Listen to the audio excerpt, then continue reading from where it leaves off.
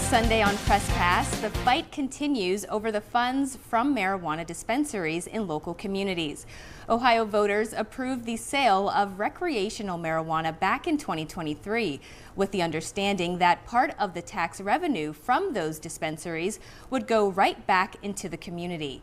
But recent bills passed in the Senate House changed that, reducing the amount of money communities with dispensaries would get. So here with us with more on the progress in this fight is Austintown trustee Robert Santos. Thank you for coming. Oh, thank you for having me. Of course, you're welcome. So of course you just returned from Columbus this past week fighting for these funds. And this wasn't your first time down there either. No, it was not. This time was in front of the Senate. Prior to about a month and a half ago, it went through the House of Representatives. We went down there about 4 times.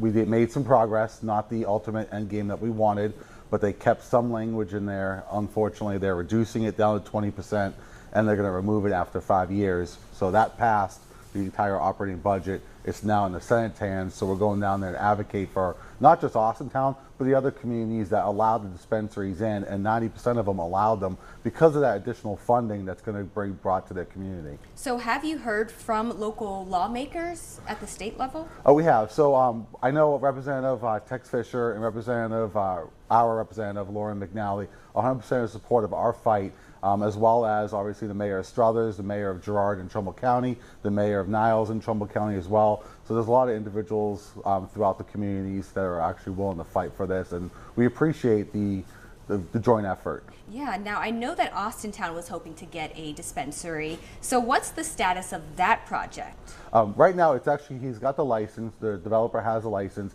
I believe he's looking to change the location. That's all handled at the state level. We don't really have control over that. He is looking to change it, still within the area that was approved by the Board of Trustees here in Austintown. So as far as anything that needs to get done on our end, we're kosher. Do you still hope it could bring money into the township? We are. It depends on how well that particular dispensary does. But looking at the analysts that happened throughout the nations, it can bring anywhere from $100,000 to $700,000 a year to our community, not to mention the other communities. But for Austintown specifically, and with inflation going through the roof, that means it's another source of funding that we can utilize that doesn't require us going to the voters in the poll and saying, hey, we need to increase the levies, because that's the last thing we want to do. Are there any communities across the state that are joining you in this fight? I know here locally there are some. But.